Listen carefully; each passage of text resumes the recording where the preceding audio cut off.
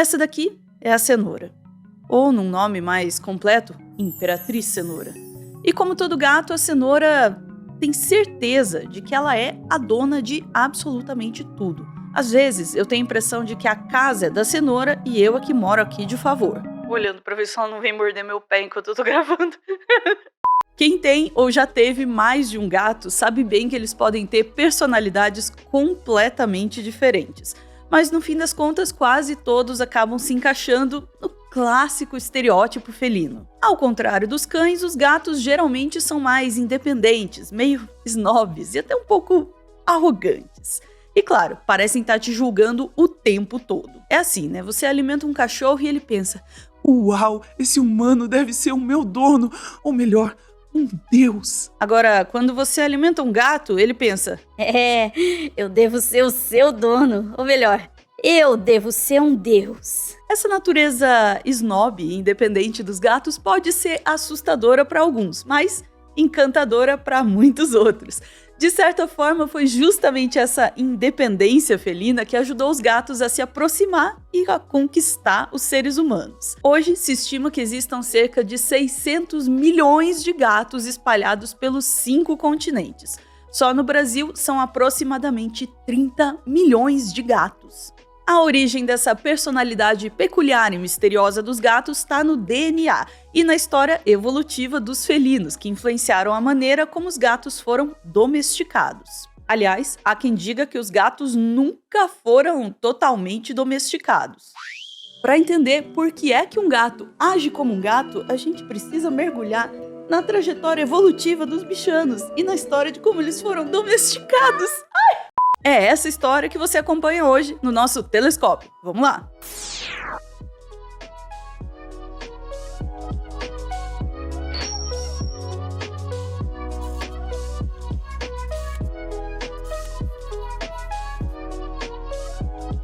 Quando você quer entender o comportamento e as características de um ser vivo, um bom começo é olhar para o grupo ou família a que ele pertence. É tipo quando você mora no interior e as pessoas, para te conhecer melhor, perguntam: vem cá, você é filho de quem?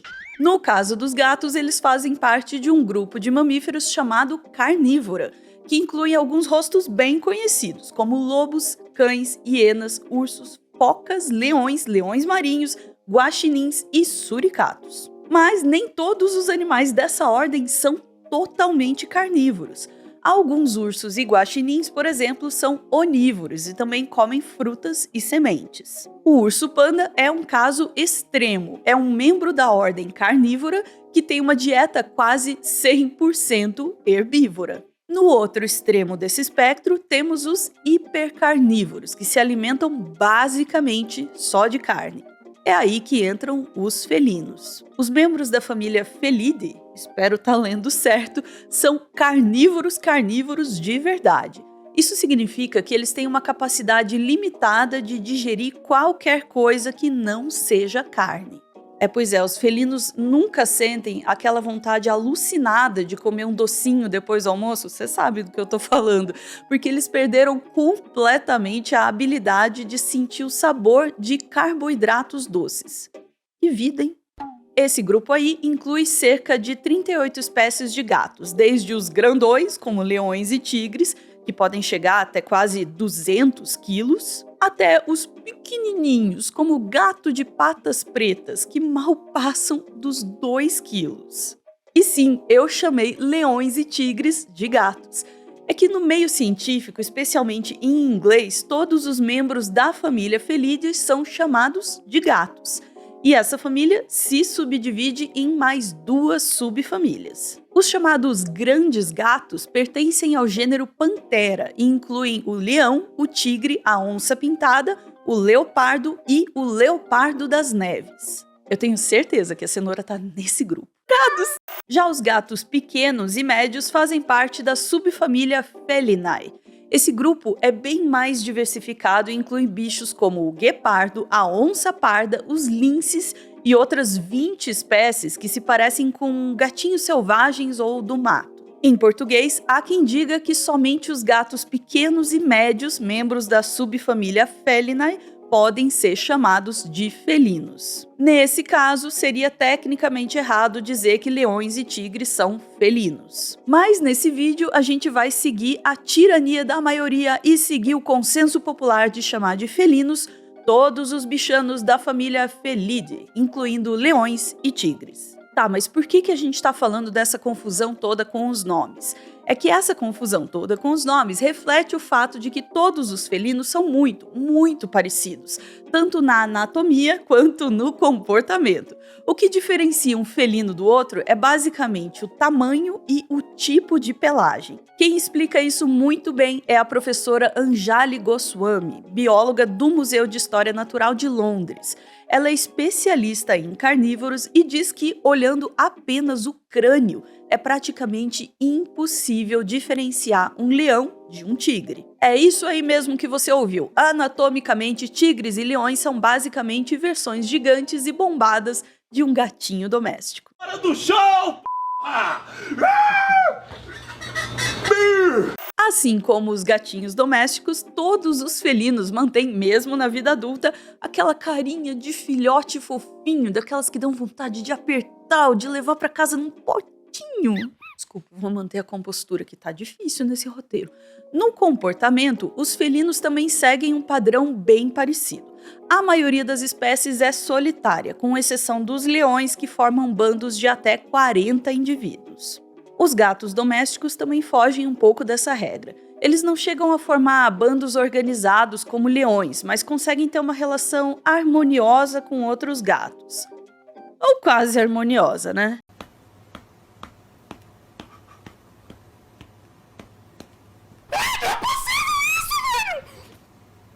Já o método de caça pode ter algumas variações, mas a base é praticamente a mesma para todos os felinos. Eles criam uma emboscada, esperando pacientemente atrás da vegetação ou se aproximando sorrateiramente das vítimas. A professora Goswami costuma brincar que os felinos são evolutivamente perfeitos, porque conseguiram se adaptar a uma enorme variedade de ambientes sem precisar mudar quase nada na anatomia e nem no comportamento. É time gato! Mentira, eu gosto de cachorro também.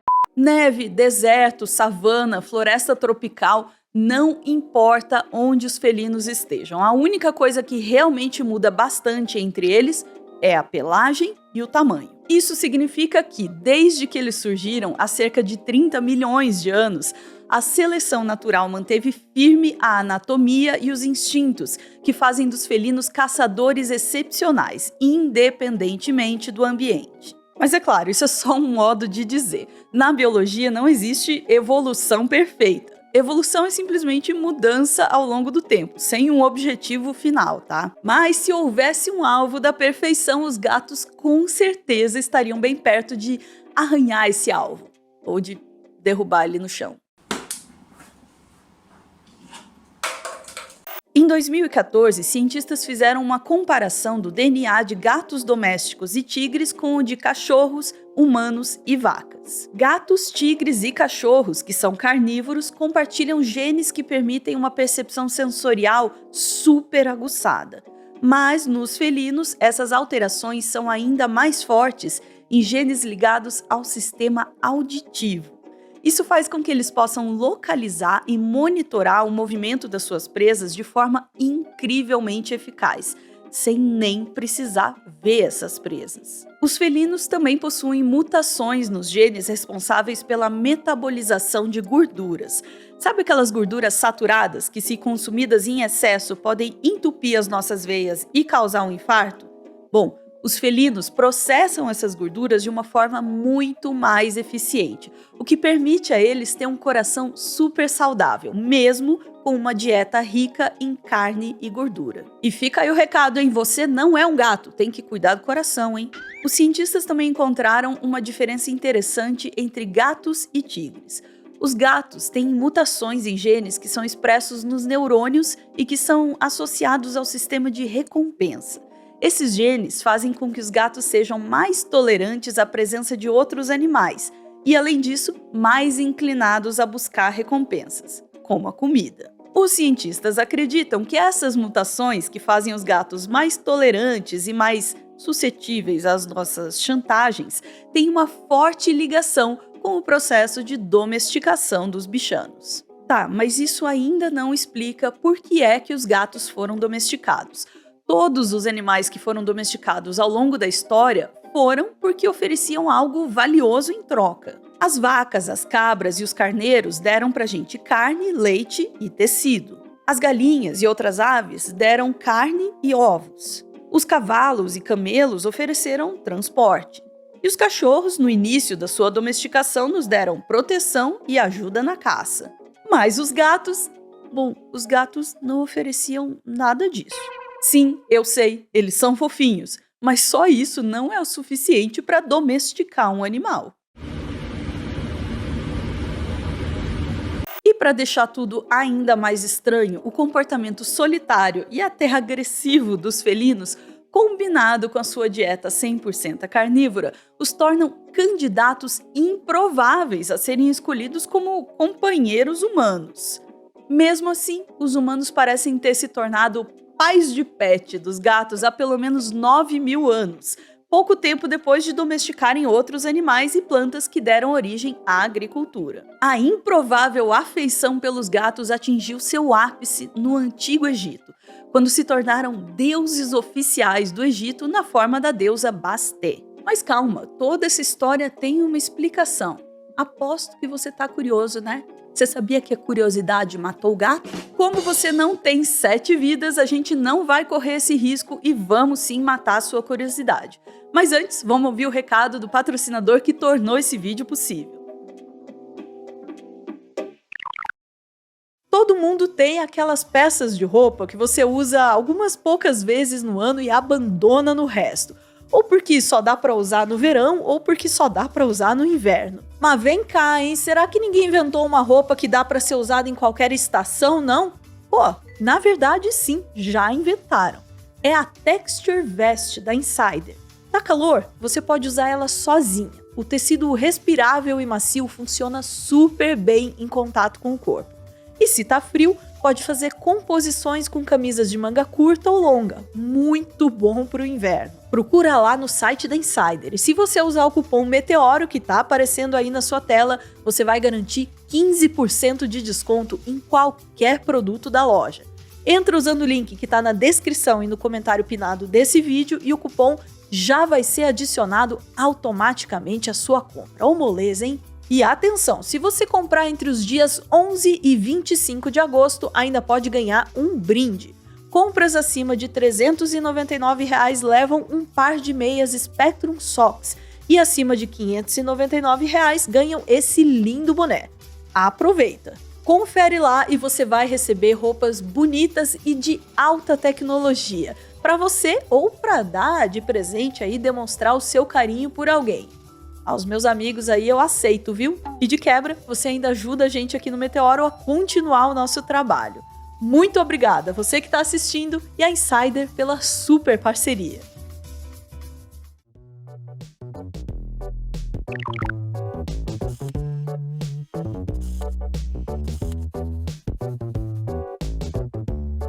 Enquanto o ancestral dos cães são os lobos selvagens, os ancestrais dos gatinhos domésticos são os gatos selvagens. Existem 5 subespécies de gatos selvagens espalhados pelo mundo. Uma na Europa, uma no sul da África, uma na Ásia Central, uma no Tibete e outra no Oriente Próximo. Por muito tempo se acreditou que os gatos domésticos vinham da subpopulação europeia, mas estudos genéticos recentes mostraram que todos os gatos do mundo descendem da subpopulação do Oriente Próximo. São esses bichos os parentes selvagens do gatinho doméstico. Mas animais domésticos não surgem assim do nada. Eles passam por um processo que envolve mudanças tanto no comportamento quanto na aparência. Com o tempo, eles se tornam menos agressivos e desenvolvem características que são úteis para os humanos, como a maior produção de carne, de leite ou de lã. Nem todo animal pode ser domesticado, tá? Para isso é preciso que ele tenha certas características que facilitem a seleção artificial, um processo no qual os humanos escolhem quais indivíduos devem se reproduzir para manter ou reforçar certas características. Um exemplo disso é o dos cães. No processo de domesticação, algumas raças foram criadas a partir do cruzamento seletivo de indivíduos com crânios cada vez mais curtos. Como resultado, a gente tem raças como o Pug, que apesar de serem bem fofas, sofrem com vários problemas de saúde por conta dessa alteração morfológica extrema. Uma das características que facilita a domesticação é a dieta. Em geral, é muito mais fácil domesticar um animal herbívoro. Isso porque a conversão de alimentos em biomassa segue uma regra simples. Apenas 10% da energia consumida pelo animal se transforma em peso corporal. Ou seja, para alimentar uma vaca de 500 quilos, você precisa de aproximadamente 5 toneladas de capim. Tá parecendo muito e complicado, mas pensa assim, se alimentar um herbívoro já exige bastante comida, imagina um carnívoro. Para manter um leão de 200 quilos, por exemplo, seriam necessárias cerca de 2 toneladas de zebras, que, por sua vez, precisariam consumir algo em torno de 20 toneladas de capim. Ou seja, criar herbívoros é muito mais fácil e econômico do que criar carnívoros. Outra característica importante que facilita a domesticação é o animal andar em bando e respeitar algum tipo de hierarquia social, né? Assim, os humanos podem assumir o status de dominante dentro desse grupo. É assim que funciona com o gado, por exemplo. O animal também não pode ser aí muito tímido e precisa conseguir se reproduzir na presença de humanos. Um exemplo é o guepardo. Apesar de décadas de tentativas, eles nunca foram domesticados porque eles odeiam um voyeurismo. Mas quem diria, o guepardo é pudico. E o mais importante, o animal deve pelo menos tolerar a presença humana. Seria difícil domesticar um leão, por exemplo, que mataria você, a sua família e seus vizinhos assim que ele chegasse à idade adulta. Pois bem, os felinos são praticamente o oposto de tudo que se espera de um animal domesticável. Eles são carnívoros obrigatórios, e carne nunca foi lá um recurso abundante na história da humanidade. Eles também não vivem em bandos, não respeitam hierarquias e, portanto, não seguem ordens de absolutamente ninguém. Né, cenoura?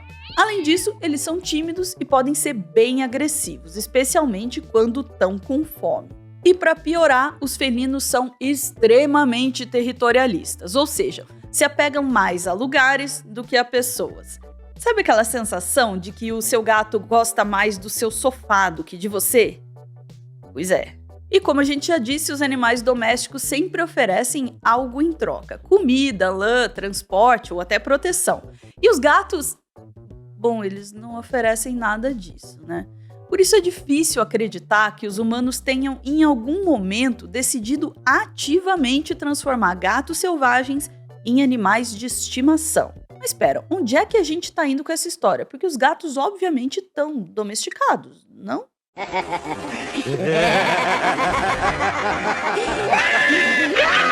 Durante muito tempo, os estudiosos acreditaram que os antigos egípcios foram os primeiros a domesticar os gatos, por volta de 3.600 anos atrás. No entanto, descobertas genéticas e arqueológicas mostram que a gente é mãe e pai de gato há muito mais tempo. Em 2004, cientistas encontraram a evidência arqueológica mais antiga de que humanos e gatos já tinham uma certa proximidade. A descoberta foi um túmulo na ilha do Chipre, onde um gato foi enterrado lado a lado com um ser humano. Essa sepultura tem aproximadamente 9.500 anos. Com essa nova descoberta, a domesticação dos gatos passou a fazer muito mais sentido.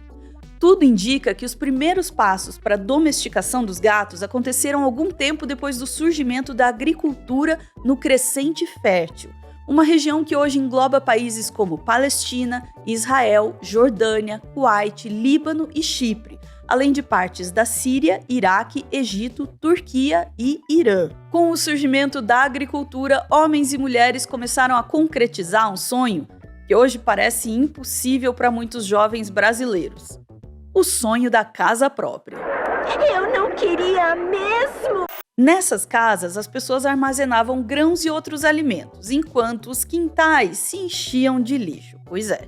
Esse novo estilo de vida criou um ambiente perfeito. Comida disponível o ano todo e praticamente sem grandes predadores. Um paraíso para animais oportunistas, como ratos e pardais. Então, os humanos atraíram os ratos e os ratos atraíram os gatos selvagens. Além disso, os restos de comida deixados pelas pessoas provavelmente também foram aí um grande atrativo, garantindo refeições diárias para os gatinhos selvagens que não se importavam tanto assim com a presença humana. E foi aí que entrou em cena a seleção natural. Os gatos que melhor toleravam os humanos tinham acesso a mais comida e, consequentemente, se reproduziam mais. Isso foi dando origem a novas gerações de gatos cada vez mais acostumados com a nossa presença. Até aqui, o processo lembra bastante do início da domesticação dos lobos selvagens, que mais tarde daria origem aos cães. Mas a história dos gatos tomou um rumo diferente. Como a gente já disse, eles não eram exatamente aí os melhores candidatos para a domesticação. Alguns cientistas acreditam que os gatos foram aceitos porque ajudavam as primeiras comunidades agrícolas a controlar pragas, caçando ratos e pardais. Mas tem um probleminha nessa teoria. Gatos não seguem ordens. Eles não executam tarefas direcionadas, então a sua real utilidade como caçadores oficiais de ratos ainda é discutida. A explicação mais aceita é que os gatos selvagens simplesmente se aproveitaram dos ambientes humanos e foram tolerados por isso. O fato deles serem fofinhos e manterem traços de filhote mesmo na vida adulta contribui bastante para isso. Afinal, é difícil resistir aos charmes de um gato fofinho. Com o tempo, os gatinhos que conseguiram viver mais próximos dos seres humanos acabaram se afastando dos seus parentes selvagens. Ou seja, enquanto cães e animais de fazenda foram domesticados através da seleção artificial, com humanos escolhendo quais características eles queriam preservar, os gatos foram moldados pela seleção natural. É isso, a gata gordinha e fofinha que está esparramada no meu sofá agora mesmo é descendente de felinos selvagens que por conta própria decidiram que viver entre humanos era um bom negócio. Em outras palavras, os gatos são tão independentes que eles domesticaram a si próprios. Isso explica uma grande diferença entre os gatos e os cães. Enquanto os cachorros variam bastante de tamanho, forma e temperamento, os gatos domésticos tendem a ser bem parecidos. Exceto o gato laranja, né? O gato laranja é um negócio à parte. Vocês sabem do que eu tô falando.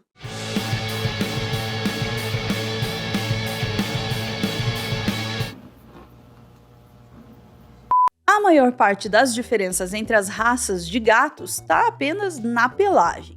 Isso acontece porque, ao contrário dos cães que foram selecionados para tarefas específicas como caçar, proteger, puxar trenó e fazer outras tarefas úteis, os gatos não passaram por uma forte seleção artificial. Os gatos começaram a se espalhar pelo mundo há cerca de 2.500 anos. Os antigos egípcios até tentaram proibir oficialmente a exportação de gatos, mas os bichanos chegaram à Grécia e se expandiram junto com o Império Romano e as suas rotas comerciais. Não há registros oficiais de quando os primeiros gatos chegaram até as Américas, mas há registros de que Cristóvão Colombo carregava gatinhos nas suas embarcações. Hoje são reconhecidas oficialmente cerca de 60 raças de gatos domésticos.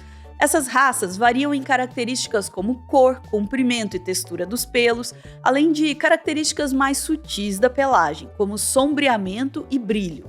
No entanto, a variação genética entre as raças de gatos domésticos é muito pequena. A maior parte das raças de gato que a gente conhece hoje é bastante recente, com cerca de 200 anos de história.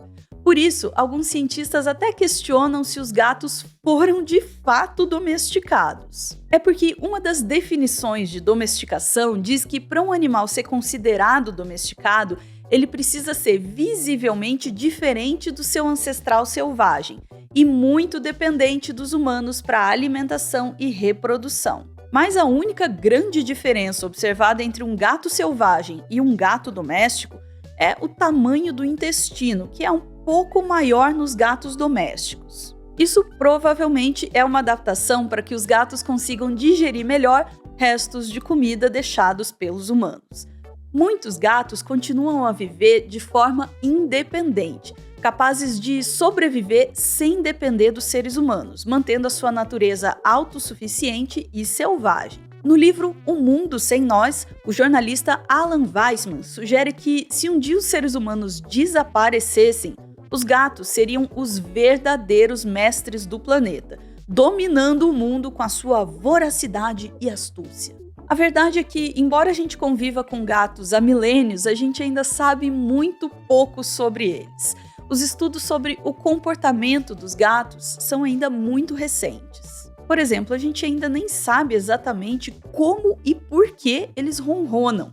E, aliás, se todos os felinos são parecidos, será que leões e tigres, os grandes felinos, também ronronam? Eu não sei vocês, mas eu é que não vou agradar um leão para ver se ele ronrona, não.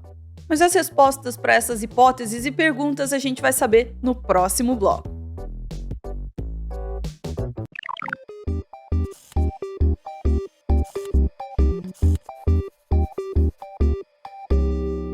Os gatos mantêm muitos comportamentos dos seus ancestrais e parentes selvagens. Nos felinos selvagens, alguns desses comportamentos são típicos apenas quando eles são filhotes. Mas os gatos preservaram esses comportamentos na vida adulta, provavelmente porque isso torna eles mais fofinhos aos olhos humanos. Você lembra que os gatos parecem ter decidido se domesticar sozinhos? Bom, qualquer comportamento que fizesse eles parecerem menos assustadores e mais adoráveis provavelmente ajudou nessa infiltração na vida humana. Quem tem aí um gatinho em casa, por exemplo, sabe que eles são ótimos padeiros. O ato de amassar pãozinho é uma das coisas mais fofas que existem. Entre os felinos selvagens, esse comportamento é limitado aos filhotes, que fazem isso para estimular a saída de leite da mãe. Mas calma, se seu gato amassa pãozinho em você, não significa que ele quer ser amamentado, tá? Na verdade, é apenas a maneira dele de demonstrar afeto por você. Esse comportamento, que envolve amassar pãozinho em alguém, é algo exclusivo entre gatos e humanos e não é visto nos felinos selvagens, o que indica que é um resultado da domesticação. E se você tem um gatinho, esse som também deve ser muito familiar para você.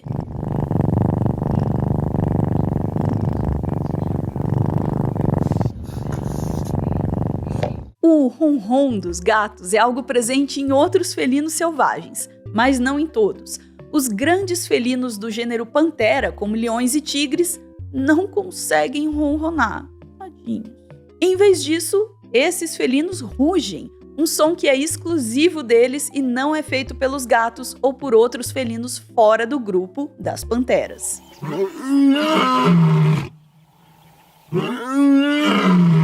Nos felinos selvagens que ronronam, esse comportamento geralmente acontece quando eles são filhotes e estão mamando, como uma forma de sinalizar: "Ei mamãe, tá tudo bem, pode continuar me alimentando, hein?" Já nos gatos, o ronronar se mantém até a vida adulta e é um sinal claro de que eles estão confortáveis e felizes. Contudo, em algumas situações, um gato pode ronronar mesmo quando está estressado ou com medo, hein? Por isso, os cientistas acreditam que o ronronar pode ter um papel duplo: indicar que eles estão calmos e, ao mesmo tempo, ser uma forma de se acalmar quando eles estão em situações de tensão. Existe até uma hipótese intrigante de que o ronron seja uma maneira de autocura para os gatos.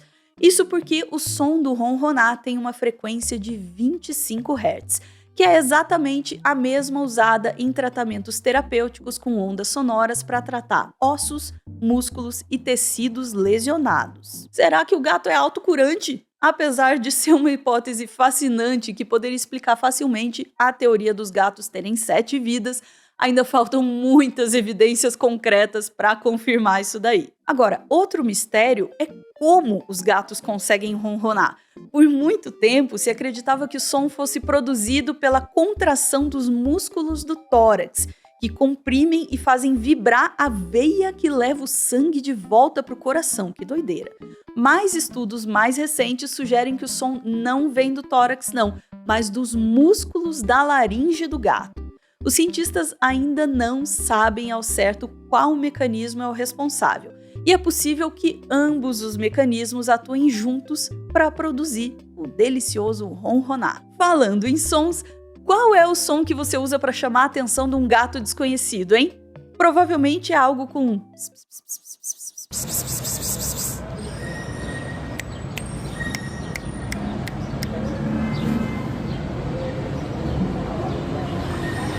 Pois é, em quase todas as culturas, o som utilizado para chamar um gato é similar a esse...